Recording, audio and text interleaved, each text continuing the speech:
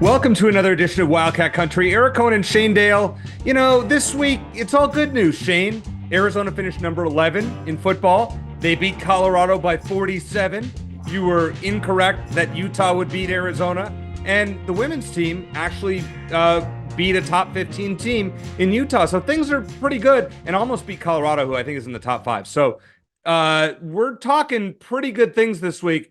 And we have a really good guest I want to preview later in the show. Bruce Pascoe, the Eighth reporter from the Arizona Daily Star, going to join us talk men's basketball. But you got to be pretty happy about things, no? Well, there is the small matter of the Arizona's defensive coordinator leaving. We'll talk about. Okay. Are we just talking about on-field, on-court results? Then sure. Right. Yeah, you've got the football team finished number 11. You've got the men's team is number 8. I mean, in a given year, if I were to have told you a year ago in January, okay, the football team's going to finish number 11 and have the second longest winning streak in the country, and the basketball team's going to be in the top 10, you're going to be thrilled with that. No, sure. No, I'm just, so basically you're saying I shouldn't complain about the defense coordinator leaving because our teams are ranked so high.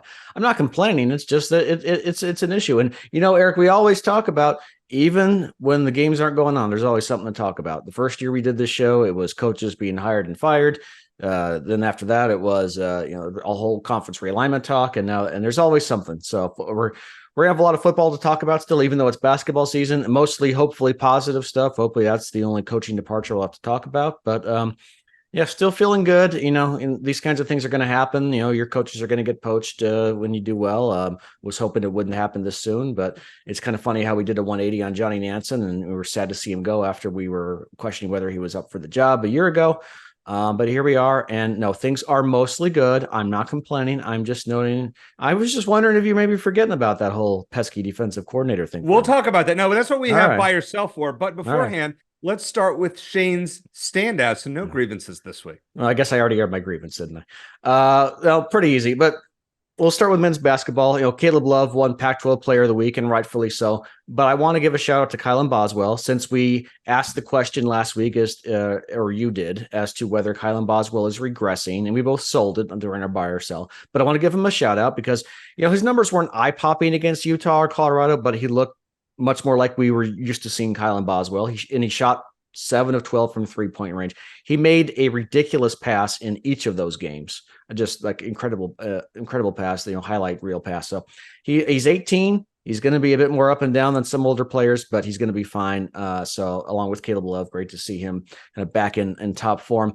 And on the women's side, Kaylin Gilbert again. I think this is the third time I've mentioned her over the last several weeks, but her progression from last year to this year has been incredible. She averaged 5 points in 10 minutes per game last year. She's Arizona's leading scorer by a wide margin this year, averaging over 16 a game, shooting almost 45% from 3-point range. And she had 22 points and 10 rebounds in that overtime win over Utah, a ranked Utah team. They came close to sweeping a pair of ranked schools. And Kaylin Gilbert had those 2 clutch free throws in the final second in overtime against Utah. And she is probably the biggest reason why Arizona is in contention for yet another NCAA tournament bid, after it looked like they would probably be on the outside looking in at best a couple weeks ago.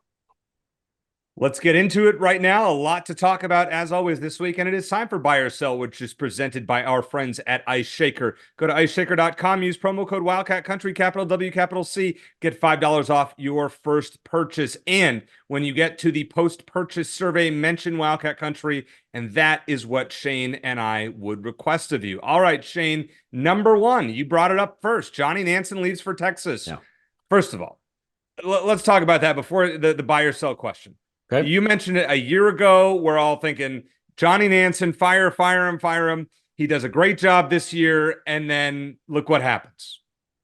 Are we sad just because of how well Arizona did, or what? Well, I think we're going to find out whether Nansen was really a better recruit, because we asked the question a year ago too. Is he a better recruiter than he is a coach? I think it's still fair to ask that question, even though I think he did a phenomenal job with the defense this past year. But, number one, you have the position coaches, and Arizona did a great job hiring position coaches, especially on the defensive side of the ball.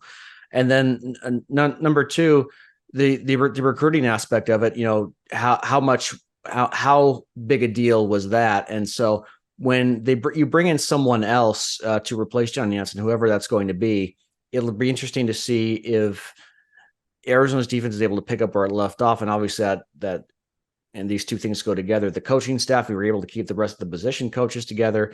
And then if you're able to keep the current players on the roster and keep them from transferring, I got to believe there's going to be at least a couple. There already have been some, but there might be a couple more at this point. These things are going to happen when you're successful. Unfortunately, you can't compete with the money some other schools have. And, people have noted, Nansen has that relationship with Sarkisian in Texas. Maybe that had more to do with it than money, but whatever it is, these things are going to happen. As long as it's not the head coach, the sky is not falling.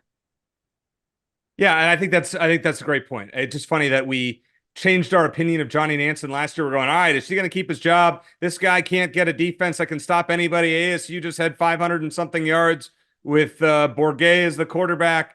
And now we're talking about, oh my gosh, the sky is falling. We lost Johnny Nansen, no longer a top 10. All right, let's calm down. All right, Shane, this is so part 1A of this question. Dwayne Aquina has to be the replacement if he wants the job, right? By yourself. I will sell that it has to be him. I will buy that it makes the most sense. Now Aquina is 67 years old. A lot of people have noted that he's old, he's past his prime, whatever. He's not up for the job. Well, Don Brown's a year older than Dwayne Aquina, so that's number one. So I don't think that's fair just to look at his age and say he's not up for the job. With that said, I would imagine in terms of recruiting, if he became the defensive coordinator, which is a job he used to have at Arizona, that he would rely on the position coaches to go out and recruit, which they already do. I mean, these players are, they're usually heavily recruited most by a position coach, right? So that's not really anything new. So I think that you would have to change the format of the coaching recruiting ratio, for lack of a better term. If Aquina is the defensive coordinator, you're probably going to rely on him to be a little bit heavier on the coaching side, a little less on the recruiting side than Johnny Nansen was, and rely more heavily on your position coaches to go out there and recruit, which I think they've already done a heck of a job with. So, and the other thing that I think is positive at this point is Jed Fish and the coaching staff can go and sell this program now, and it's not just lip service. You can scream until you're blue in the face. Look, we have NFL experience on our coaching staff. We can get you to the next level. But now they can actually show that we're a 10-win team. We're a successful team. We're sending guys off to the NFL most likely. We already have, and we're going to send some more guys off to the NFL here very soon. So if you want to improve your game, and you want to win and improve your game, come to Arizona. And I think that's a message that sells even without Johnny Nansen. And if Dwayne Aquina's, I think he's probably makes the most sense in terms of keeping his coaching staff together, keeping that continuity, and he's held the job before. So as long as you can replace that recruiting prowess of Nansen's with another position coach, and Jed has a ton of connections there, I think they're going to be fine. All right, I'm going to keep this one simple. I buy the fact that Dwayne Aquina should be offered the job based on the impact that he had once he came in. Now, if he doesn't want it, that's a different story, but I would buy that he should be offered the job. I would also buy the fact that Arizona needs to bring on an experienced defensive staff member who can focus on recruiting, because that's where Arizona will be hurt most by Johnny Nansen leaving. Agreed. I don't believe it's the scheme. I believe it's the recruiting. He was an excellent recruiter. You knew, listen, if they had a good year, you knew somebody was going to poach him. And I don't care what the money is. You don't turn down Texas. Texas has unlimited funds. Johnny Nansen, if he wants to be a head coach, Texas is the way to go. And to get that exposure going to the SEC. Yeah, I mean, this is going to be a top 5 Texas team. He's not going to call plays like he did at Arizona, but if they make the college football playoff and they go far, Johnny Nansen's name's going to be thrown out there. Just saying. It's a good career move for him. Not going to fault him one bit. Okay, let's play a little game of not buy or sell, but describe this player in one or a few words. Dorian Singer, who left Arizona last year and trashed the team on the way out to USC, has entered the transfer portal again. Shane, any comments for there? So what, one word? How about whoops? How about like I was just mentioning, and this it applies to NIL, and I don't know the situation with Dorian Singer, but I'm guessing USC could offer him quite a bit more NIL money than Arizona could have. There's also that apparent rift with Jaden Delora that may have something to do with it, but I think Dorian Singer is probably a guy who was chasing the NIL money, and like Jed Fish has said, look, you can go chase that, but if you really want to take your skills to the next level, then you might want to stay put at Arizona. And I think, again, Jed and his staff are more able now to sell that long-term investment. Look, we can't compete with the USCs and some of the other top schools in terms of NIL. We can't give you a penthouse like Caleb Williams has, but what we can do is give you the skills you need to have a long NFL career and make money longer term than just 1 year NIL and then disappear like Dorian Singer did. So I don't look. I don't even feel smug about it or anything. I mean, I don't wish the guy any ill will, but it is a good case study for Jed Fish to point out without mentioning his name, because everyone knows who he's talking about, and say, look, see, this isn't always the right way to go. We can't offer you as much right now, but we can offer you the chance to make more down the road with the experience that we have on this staff and our ability to coach you up. All right. My phrase for Dorian Singer is don't burn bridges on your way out. Arizona could use another wide receiver, and with Jacob Cowan gone, and Dorian Singer, had he not said derogatory things, might have been in play. My hunch, without knowing anything, don't be surprised if he ends up at ASU. I thought about that. I thought about it. Speaking of guys that ended up at ASU, Jacob Kangaika, Shane.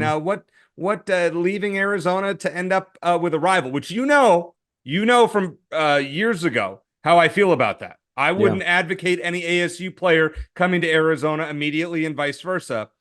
Go ahead. What would you say about Kangaika? The word I would use is whatever. I'm not crazy about it, but look, we've had it. It's gone the other way. We've seen it. We saw it on the women's basketball side with Jade LaVille, who came over to ASU from ASU to Arizona. Yep. And she's a great player. I know that's not as big a money driver as football and men's basketball are. I get that, but still, we were fine with that when it went in the other direction. And it's not necessarily a new thing. There was a head coach back in the day that coached for both ASU and U of A. Russ Pennell coached at ASU before he came to U of A. So the coaching's, you think of Antonio Pierce, you can go down the line. So that's really not new, but the transfer, going from one rival to the other is sort of a new phenomenon. I don't like it when it goes that direction. Obviously, I'm not thrilled about it, and it's funny because a guy who was just celebrating an Alamo Bowl win had a big fumble recovery, I believe, was it the last takeaway of the game, and then the day that Arizona posted that Sounds of Arizona Football, that great video of the Alamo Bowl, he announces forks up on. That was a great video, but it really was a great. They're video. All great, fantastic, fantastic job by the video team. But you have to be able to take it both ways. You feel insulted and slighted if it happens to the other way around, if a great ASU player, and there weren't a ton this past year in football, but I'm just saying, if one were to come to Arizona, we'd be like, yeah, welcome to the Don't want him. Don't care who it is. Even if it was a top guy, you wouldn't care. Not right away. I may have to remind you that you said this, Eric, because there's going to be a time when it happens. Nope. I do not advocate. I don't care. You don't go from Ohio State to Michigan. You don't go from Oregon to Oregon State or vice versa. Washington State to Washington, right? If you bounce around a couple of times, this is a no to me. My word that I would use is foolish, and I'll just keep it at that. I don't like it. I don't like it. I mean, obviously, he's going there. He's not trying to rub, Arizona's nose in it. He went there because he thinks he can get more playing time there, which obviously could. Is that the only school in the country where he could have gone and gotten more playing time? You don't think he should have been allowed? You don't think the NCAA should have allowed him to go there? That's correct. Specifically to a rival school or to a in-conference school? Correct, rival school. And I've said that before. How do you define that though? Like say for example, if you're Michigan, if you're a Michigan player, you're not allowed to go to Ohio State or Michigan State or just one school. Here's my thing. I think there should be each school. If I were in charge of the NCAA, to each school, there are two schools that you cannot immediately transfer to unless there's a coaching change. Yeah, I don't know. I think that gets tricky. And that way it's kind of a protected thing. That'll never happen. I'm just telling you, if I were in charge, that's what I would do. Look, I don't like it, but as long as the transfer portal's open, I mean, we've seen at the pro level, free agents go from one rival to the next. It happens. Okay. So I don't like it. I just like, obviously I'm a student of this rivalry, and I feel like that just kind of violates the whole spirit of the rivalry. But then again, like I said, the difference between you and me, again, I think, just to wrap this up, is I think if a great ASU player wanted to come play for Arizona, I'd be fine with it. You see it you go the other way, and you don't like it, you have a visceral reaction. Go somewhere else. Okay. And I will stand by. And I said that, to my credit, I said it when Jade LaVille transferred to Arizona from ASU. I said I didn't like it then. I get it. I don't like it either. I think there's a difference between not liking it and saying that the NCAA shouldn't allow that. I don't agree with that. Okay, number three. So Arizona, these preseason polls, Shane, they came out. Mm. They came out after the championship game last night. Everyone's got one. Action Network has the highest at Arizona with 8. ESPN has them at 9. CBS Sports has them at 10. I've seen them as low as 17. So I somewhere saw between 8 and 19. I 17. saw 19 on Oh, Yahoo. 8 and 19. Okay, fine. Yeah. So buy or sell Arizona in the AP preseason poll next year will be the highest ranked Big 12 team. Buy or sell. I will buy it as of now. And I guess that's hedging a little bit, but you just don't know what kinds of additions or departures are going to come between now and the next the upcoming season, both in terms of coaches and players. But at this moment in time, even with Johnny Nansen's departure, I would buy it. I think Utah would be ranked closely. I think Oklahoma State, maybe one or both of the Kansas schools, but I think Arizona will be the highest ranked Big 12 team going into next season. It's going to be difficult to keep that. I saw one projection. I forget who it was at ESPN earlier today that had their college football playoff picks and had Oklahoma State in their in the top which is Stuart Mandel. I think Athletic had it. Okay. Yeah, that was. Well, I think I saw a different one, so maybe it was more than one, but that's entirely possible. So it's a different question as to whether they'll win the Big 12. I think they can, but I do think that it would make the most sense at this point in time that Arizona, with as much as they return at this moment, would be the highest ranked Big 12 team going into 2024. I'm going to sell it. I think some team will be a buzz team in the offseason. Utah, Oklahoma State, maybe a Kansas State or a Kansas, and then we'll jump them in the preseason polls. Probably not the Kansas schools, but I think Oklahoma State or Kansas, or Utah will be the buzz. I think Utah would be the most likely candidate because I think Oklahoma State, Shane. I mean, Bowman coming back 7th year. I mean, this is a guy that was in Trevor Lawrence's Justin Fields class, and this guy's coming back playing another year. Both Oklahoma State and Utah have a 7th year quarterback, don't they? Yeah, Cam Rising. I mean, that's ridiculous. Don't even get me started about that. So I think Arizona could be as low as 3rd in the preseason polls. Regardless, the task is in as low as 3rd among the Big 12 teams. Correct. Okay, yes. That's fair. Kind of a bonus buy or sell. Arizona kind of got hosed, Shane, in the final AP rankings where they're number 11. They were top 10 worthy. Buy or sell. No, I'll sell it because I know they finished the season strong. They have the 2nd longest winning streak in the country, right behind the national championships, which is just absolutely insane to think about. Yeah. They lost 3 games. It was early in the season, but they lost them and they still count. And 2 of them, the Washington loss obviously doesn't look bad. The USC loss looks The Mississippi State loss doesn't look great. And I know they're all close games, but loss is a loss. So, you want to be ranked higher, you got to win more games. And if Noah Fifita was the starting quarterback at the beginning of the season, maybe they would have. But I actually thought they were going to be ranked 12th. They got put ahead of LSU, I think. I agree, and that surprised me as well. Getting put ahead of a team that won its bowl game and had the Heisman Trophy winner. Surprised with that. I'll be honest with that. Yeah, but still, this is tied for their 3rd best ever end of season ranking. Behind they were number 4 in '98 and number 10 in 93, 94. So which is both awesome and kind of sad to think that they've only been ranked in the top 10 at the end of the season twice ever. I mean, the AP poll doesn't go back, all the way to the beginning of the 20th century. But they've had some good teams over the years. Jim Young's team in the mid 70s and some of Dick Tomey's teams, the 2014 team. But this was their best team in 25 years, legitimately, in terms of rankings. And I think just in terms of what you affectionately call the eye test, they won 7 in a row. They look like one of I put them behind probably, Alabama, Michigan, Georgia, a couple other teams, but I think they're right in that next tier and deservedly so. But I think based on their overall cumulative body of work, which is what it's supposed to be about, even though the College Football Playoff Committee forgot that, I think number 11 is about right. All right, let's talk about basketball. We've gone this far and haven't gotten to basketball yet. Kind of a heat check on our basketball teams. The men's team, after we saw a 47-point win over Colorado, very impressive. Utah, double-digit win, also very impressive. Buy or sell that they are still on pace for a top 2 seed. You mean a number 1 or a number 2 seed is what you're asking? Correct, in the NCAA tournament. Oh, Correct. yeah, sure. And we'll talk Yeah. to Bruce about this. Yeah, we'll talk Yeah, to Bruce. I think they're right on the 1-2 cusp as of now, which again, we still have more than half the season to go, so a lot's going to change. But I think as of now, they're right there. I think they're probably the number 1-2 seed. There's a great website, if you haven't seen it, bracketmatrix.com, that it aggregates all of the bracket projections on the web. And that one, I think the latest update, which I saw before the Utah game, had Arizona as the top 2 seed, which I think is about right. Okay. It's unfortunate that all that work they did in the non-conference and they lose one Pac-12 game to a bad team, and then they go that slides them down. So the conference schedule is so much less about opportunities for big wins and more just about avoiding one landmine after the next. But I think that they're right there. If you value a 1 seed, they still have the opportunity. They'll still have a handful of quad 1 wins to take advantage of. They have the conference tournament, but they're definitely a 1 or a 2 seed right now. I probably would have them just outside those top 4 overall teams.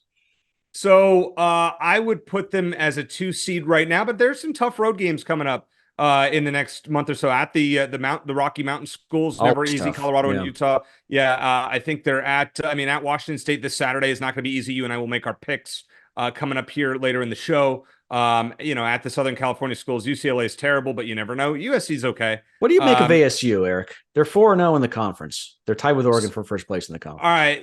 It's funny.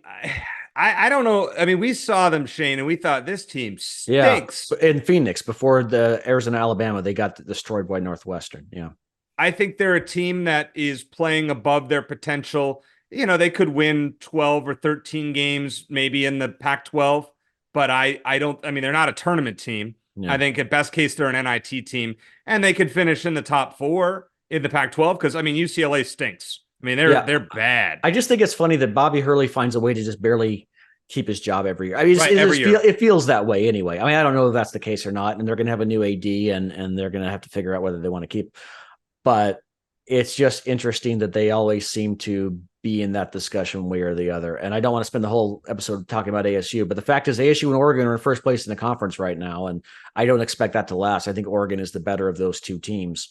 But I bring it up because, the positive way to look at it is maybe that's going to be more of a quality win than it looked like it was going to be before the conference play started. Yeah. It's a tougher environment. We thought, all right, go up to ASU. That should be a game that Arizona rolls. That game now, the way that they're playing, never know. Let's talk about the women's team real fast. Great win over Utah the other day. Would you, as of right now, what percentage would you give them of being a tournament team? 60%. Okay. ESPN, Charlie Cream does the women's bracketology and has them as one of his last 4 in as of now. Okay. And it's completely the opposite from the men's Pac-12 because there are so many great opportunities for big wins. Against Utah and Colorado, which are not known as great women's basketball programs, but they're both ranked. They lost by a point to a top 5 Colorado team and then beat Utah in overtime. So there's going to be one opportunity after another for a solid win in the Pac-12, a tournament resume building victory. And they seem like they've gotten their act together a little bit, and they've consolidated their roster. And Kaylin Gilbert's playing lights out. Still missing Maya Nagy is going to be an issue, and they don't have a ton of depth. But those 2 games at McHale that look kind of like I want to say throwback because it wasn't that long ago, but kind of that feel from a couple of years ago that when Adia Barnes really had the program going. So yeah, I think they'll get in just because they'll probably win enough conference games, and the selection committee, I think on the women's side, just like the men's, that they value those quality wins, even if it does come with a few more losses. Coming up next, Bruce Pascoe going to join us to talk about everything that is Arizona men's basketball here in Wildcat Country.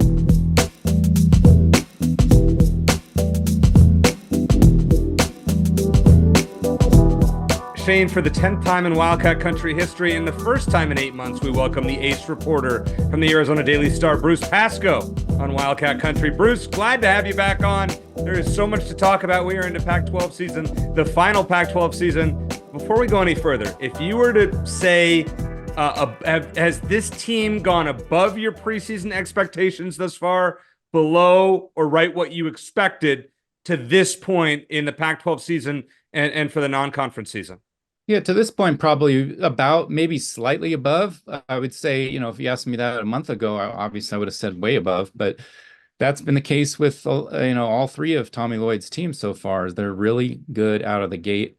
And then, and I think, they didn't necessarily stumble as much as they ran into a really, really hard schedule in December, and that was by design. So, but as a result of that, a couple issues have come up, especially on defense. But, I would say overall, I picked them like I think 14th entering the season, and I think they're ranked. They moved up to 8 or something this week, and they're right about there. Yeah, I figured going into the New Year's they probably have, um, at least probably 2 or 3 losses, and then just turns out I think the only real surprise, honestly, was them losing at Stanford, and that's not even a huge surprise because Stanford's given them a lot of trouble the last couple of years. So there seems to be a bit of a divide, Bruce, between where the pollsters have Arizona and where the metrics have Arizona. The net, Yeah. I think they're number 3 in net. They're number 3 in Ken Palm. They're in top 5 in Ken Palm, both adjusted offense and defense. But the pollsters have them, 8. I think you had them 10th in your poll. Obviously, so tell me why, in your opinion, they're not quite as elite a team as the analytics say versus what you and a lot of the other those who vote in the polls say. Yeah, I'm actually wondering the same thing myself. I think the schedule is so tightly wound to some of those metrics, that they look really good into that. But it's always a tough thing when you're voting, you're supposed to be rewarding for teams what they've done and not necessarily predictive. And so you look back and you say, okay, well, who did they actually beat?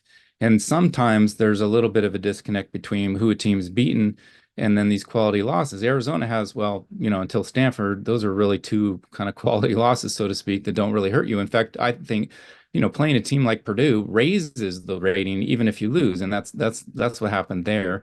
And then FAU probably was a wash. I'm guessing at best it probably helped in a little ways, and then losing to Stanford was a bad loss.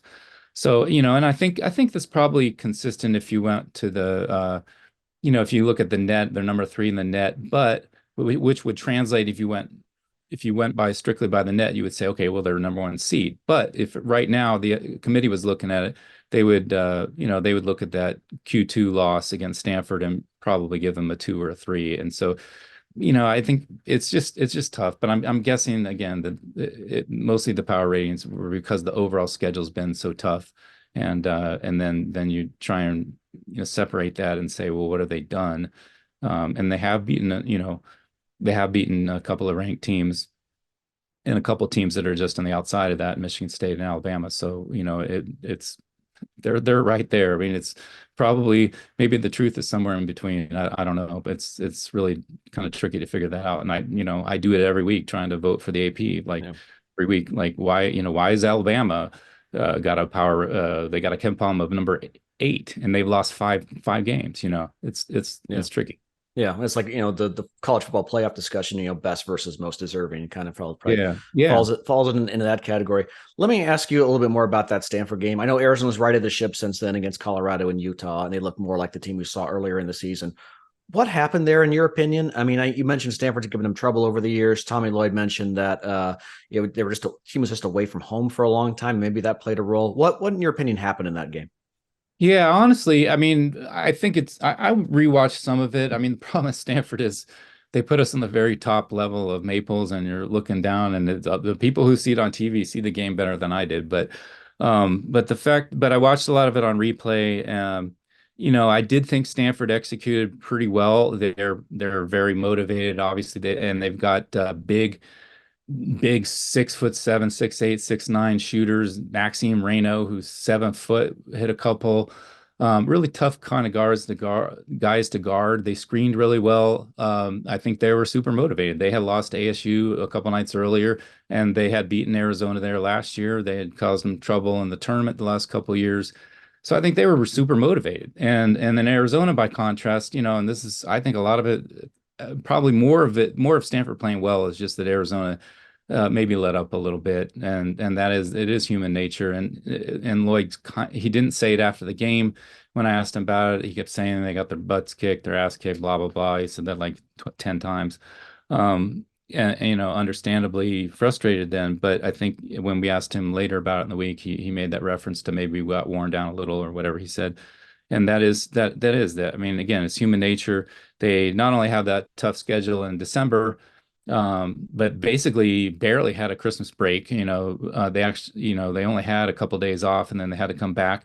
Then they go into Cal, and they just wipe them out after 3 minutes. They're fired up for that. And then I think maybe in the back of their minds, thinking Stanford wouldn't be a whole lot different, and it was, just because of what they can do, and Stanford being really motivated. And so I think a lot of it, really on both sides, was just kind of the mental approach, because you could argue that Arizona's athletic, they're smart, they can they can bust screens and deal with that as as well as anybody when they really want to. And sometimes maybe you just you're not making that little extra against a team like Stanford when you're just not quite maybe as motivated. So it's that there's a lot to it like that, I think.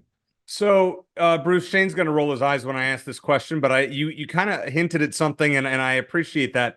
Would you say that Arizona's scheduled too tough in the non-conference? In hindsight, I knew you'd roll your eyes, Shane. Yeah, well, no, I mean, I don't think it's too tough, but I think that I mean, I guess you just can't do it these days, but I think one of those neutral site games needed to be at McHale, and especially the Florida Atlantic one, maybe. But they didn't want to, because Florida Atlantic didn't want a home and home. And I don't think Arizona wanted it because the students were going to be out, so they might not have quite an advantage. Although, frankly, it's been pretty good. I don't think that's really been an issue in the past. I'm thinking yeah. back to that Florida game back in 2012, and that was around the holidays, and it was as loud as I've ever heard. Yeah, I know. And actually last weekend, it was pretty good. They sit us right next to where the Zona Zoo is, and those are now people buying tickets for $58 or whatever it is. And yeah, they're just as into it as the students are a lot of times. So, so yeah, but I have heard that around U of A that they don't like it. They felt the Tennessee game when they beat Tennessee here last season really wasn't that crazy. Not, I don't remember. I remember it being pretty good, but maybe that was the case. In any case, I think it's the scheduling science is so tricky. And that's why I write a lot about it, because I think it's fascinating. I mean, especially these 20-game conference schedules, you just don't have a lot of room to maneuver. You've got 11 games after the 20. You play your MTE, which Arizona didn't really this year. They kind of played one. But they, and then you get all these like TVs are coming at you for neutral site games. And I think what happened is the one, one I thought tipped it over the balance was playing FAU in Las Vegas. And that was Fox coming at Tommy Lloyd and FAU and saying, "Hey, we're going to put this on full national Big Fox, so to speak. Not a split national, as sometimes you see on CBS or whatever, everywhere." And I think that both coaches really wanted that exposure. And I think Arizona playing at Michigan State, they got on national Fox, and I think there was like 15 million viewers or something. It was unbelievable, or whatever it was. I don't know, but. It does so those coaches are thinking big picture, the exposure, building their program, their brand, whatever. But the little picture is it's going to make your December really tough, and that's what's happening. And so we'll see. I think but I think to answer your question, Eric, I think in the long run, it might end up being a good thing, as long as they don't really get worn out or dispirited by this. And I don't think there's really signs of that, at least at this point. But it could end up being a good thing, because again, when you get to the tournament, you're playing big neutral site games. So if you're used to that and ready for it, it can really help you. But we'll see, because I think last year that team did wear out, and will this team? It probably has a little more depth and shouldn't, but we'll see. Yeah, so we'll talk about next year's schedule in months to come, because Arizona has another difficult one there in the Bahamas again. You have to play return games at Wisconsin. You got Purdue. I think you have an at Alabama and Birmingham, something like that. So it's not. Duke. Once again, we're gonna be talking about this again and again, but I'm not going to waste your time with that during the season. You just mentioned the tournament, last year's team, and kind of the year before. They didn't really have that tournament toughness. Now, Ben Matherin did 2 years ago, and he single-handedly saved them from losing in the second round. Last year didn't have a go-to guy. Everybody seemed scared. No offense to Tubelis, but he didn't want to take over the game late against Princeton. Do you feel that Arizona has rectified that problem with Caleb Love, Keyshawn Johnson, and others this year? Yeah, I would say this. I would say they rectified it as well as they could because as you remember, I mean, here we are back last April. There wasn't hardly anybody on that roster, much less somebody who could take the ball in crunch time and wanted to do it, you know. So I think I think particularly with Love and Johnson that really is sort of a two guy effect there where, I mean, Johnson's not a over the top scorer, although he's shown he can do it. It seems like Caleb Love's that kind of guy, like Matherin, mentality wise. They're different games, of course, but I think they've got a lot there. And both of those guys have played, they played deep into tournaments in the final four weekends, and that means a lot. I think when if they had one of those guys, probably just one of them last year, they might have not lost to Princeton. They probably wouldn't have because it might have been a different mentality. I think that team ran into some trouble and, maybe did get a little bit scared. And then when you get to like 6, 7, 8 minutes left in the game, you're starting to think, my God, we could lose to Princeton here. And you start. And when you have the crowd probably there too as well, all getting behind the underdog as well, that probably doesn't help matters at all, does it? Yeah, yeah, yeah, definitely. Yeah, there was definitely some feeling of that because you always have those fans that are, Arizona does travel well for the tournaments usually, and the Western sites particularly. But everybody else who's there for another game or Yeah. whatever, or just some curious locals, they're going to root for the underdog, no question about that. So let me ask you about the depth on this year's team because Tommy Lloyd really seems to obviously has the 8-man roster set. It seems with Krivas, Jaden Bradley, and KJ Lewis coming off the bench. Do you think either of those three guys could really take a leap forward? I mean, because we're not quite halfway through the season, but maybe going to what would consider the second half of the season. Any of those guys maybe primed to take on a bigger role going forward? Well, I think, I mean, I think Krivas kind of he's had some pretty big games lately. He doesn't seem like, I think he didn't play a whole lot against, maybe it was limited against Purdue and Zach Edey, but that was about as tough an order as you could get if you're him.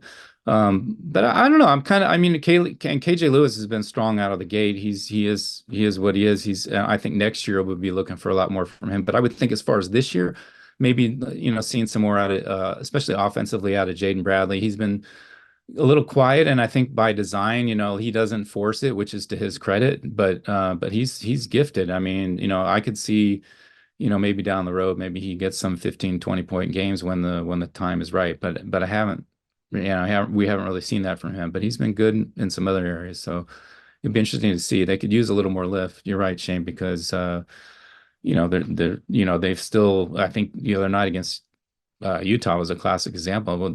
Basically, the five guys won that game, the five starters, and there wasn't a whole lot from anybody else. And obviously, they proved last year they had 7 last year towards the end, and that wasn't enough. So they probably could use that. You posted that Tommy Lloyd mentioned during his radio show that Henry Vasar is more or less ready to go, but they might actually just a good chance they're going to redshirt him this season. What are your thoughts on him? Like, could he be a like if they decided not to? Is he a guy who could maybe get some minutes, maybe steal some from Krivas, or do you think redshirting him is the right way to go? Yeah, well, I think because of the timing, redshirting probably is the way to go, unless he was Lowry Markin or somebody like that as a freshman or whatever. I just don't think to break in your rotation, you have too many, even if you've been practicing for a while, it's displacing other people in the rotations, and it's just, do you want to take time, and now that you're already into conference play, to do that? I mean, to me, if a guy's in that situation, if he doesn't get back by the middle of December, or certainly when conference play starts, it just seems like it's not going to be worth it. But the interesting thing with Vasar is, he is an international player, and sometimes these international guys are different in the sense that they don't really care about saving a redshirt year because they know they can go back, even if they don't want to stick around for the NBA, they can go back and make 75, 100,000, whatever, playing in Europe because they're going to be non-import players over there. So there's no long-term view of them, and I think, and in fact, Lloyd kind of indicated that when he talked about Conrad Martinez, because Martinez entering the year was a classic redshirt candidate. There was no way he was going to break into the rotation this year. But Tommy Lloyd liked his upside long term, and I was like, well, wouldn't that guy want a red shirt? And then you'd have him, as a fifth year senior maybe. But Conrad probably has plenty of options already if he wants to go back to Spain or whatever. So he opted to play. So Vasar may have said, maybe okay with playing, but on the other hand, if he views himself as an NBA prospect, which he certainly has that upside, he may want to stick around for, and keep that year and really keep developing if he really has a long horizon. It's just, we all know a lot of these guys today don't have long horizons when they're planning. So that's part of it. But I think certainly from the coach's standpoint, again, it just seems pretty marginal at this point to work a guy like that back in. But I will say though that we haven't seen enough of him to really say, I mean, I haven't seen him. I think we saw him in the red blue in the first exhibition, I think, or something a little bit. And it was tough to say whether he might have made a push for it. I know he was expected to, but the way this rotation has played out, I don't know that they would be using him right now anyway, unless somebody got hurt or something. Yeah, it probably wouldn't be worth burning a redshirt year just to play a couple minutes here and there. So. A long-winded way of saying what you just said. No. Last question for you, Bruce, and we appreciate your time as always. I good chance I've asked you this question before, but I'm going to ask it again. I feel like too big a deal is made about getting a number 1 overall seed, just because I feel like it comes down to matchups a lot of the time. Maybe getting a 1 seed in a certain region is a big deal, but you think back to 2 years ago, Arizona got a 1 seed. They were placed in the South, which didn't help. And then they got like the worst possible matchup they could have in the Sweet 16.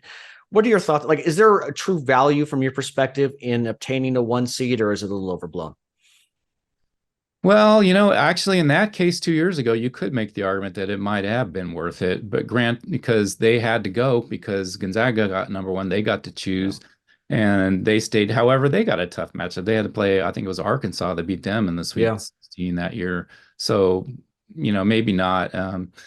It is matchup wise, I think, but I think geography can help at least a little bit because not only were they playing Houston, but they're playing Houston and San Antonio, and that was a pro Houston crowd. I mean, and again, at that level, crowd doesn't probably matter that much, but it is a factor. So I think you could say, the only difference really, supposedly you get in being number 1 overall is you get to pick, you get to pick your first round side. I think this year it's either Spokane or Salt Lake, probably the closest. And, my guess is that Lloyd probably wouldn't care too much between those two sites anyway. So I think this year probably doesn't make a whole lot of difference, and I think the bigger issue is you drop down to 2 or 3, and then you're playing a team that might have a chance to beat you. That those 16s, it has happened, as we know, but usually those 16s, you're not gonna have to worry about. So you basically you're playing 5 games in the tournament instead of 6. Yeah, I don't think anybody wants to see a 2-15 matchup again. I think we've seen enough of those in Arizona basketball history. We don't need to chronicle that. But yeah. I think just think back to last March and we can go there. All right, last question for you, Bruce. Always appreciate it. What does Arizona have to do to get a 1 seed? How much more wiggle room do they have with 3 losses? Well, that's a great question because not much, and that's not necessarily their fault as much as the Pac-12 is not going to give them a whole lot of boost here. I haven't been through it yet to see how many quad 1 opportunities they have left. I mean, there's probably not a whole lot of them. Mostly just road games. As of now, the Washington State game is barely a quad 1 because it's a top 75 road win. But the catch is that if they beat Washington State, they probably knock them below 75. So you have to play that whole game. Yeah. So, gosh, I mean, they might have to be a 1. They might maybe 1 more loss. I think they're in danger if they lose more than 1 more the rest of the way.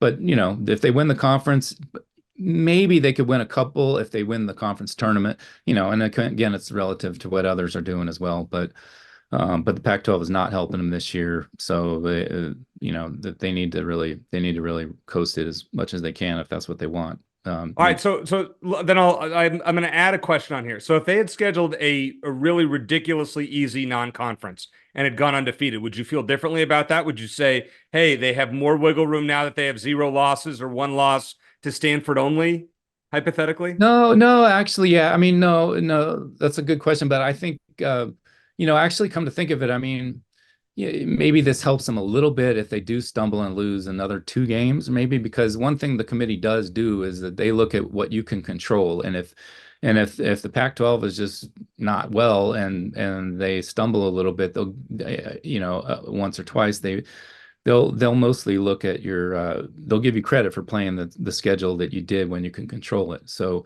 Arizona has that in its favor, but I'm just thinking it might be a little tough because right now I think frankly they're probably not a number one right now, but so they got some room to make up, and they've got a lot of road games left, and I don't know. I don't think it's going to be easy, but I think an easy schedule is not necessarily going to help you in that aspect at all. Okay, we can put my argument to bed now after what, 6 months, Shane? Of You'll me bring it up complaining about again this? anyway, but you're Yeah, just being stubborn at this point. You know No, what? I Listen, think, yeah. well, I think, not to interrupt, sorry, but I think sometimes if you have a younger team or you're trying to build confidence, sometimes those schedules can help you. It doesn't necessarily help with seeding though, because I do think they've talked about making again, that if you make a tough schedule, and that's what Gonzaga did all over those years. They gave Gonzaga, and people would say Gonzaga was overrated or overseeded. That's because the tournament committee saw what they did in the non-conference and went out and did it, and they beat some of those teams, and they played all these teams. And then if they went 16-1 against a bunch of patsies in the WCC, that was okay. So this is different. I will ask you that question again, probably in May or right after the season, Bruce. But always good to talk to you. It's been the first time in 8 months, but great to catch up with you. Keep up the good work, and I guarantee you that we'll talk to you again soon. Yeah, thanks for having me, guys.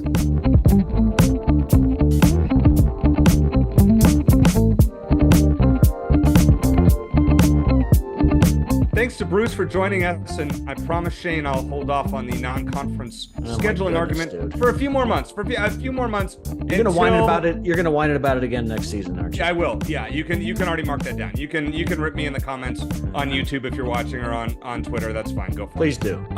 All right, so we both hit Michigan in the college football championship game. You had them by 24. They won by 21. I had them by 14. So we were fairly close. Take an average of the two. We did pretty well. Yeah. It did pretty well. I ended up 16 games above 500. You ended up 12 games, 8 games above 500. So I beat you by 4 total. I'll take it.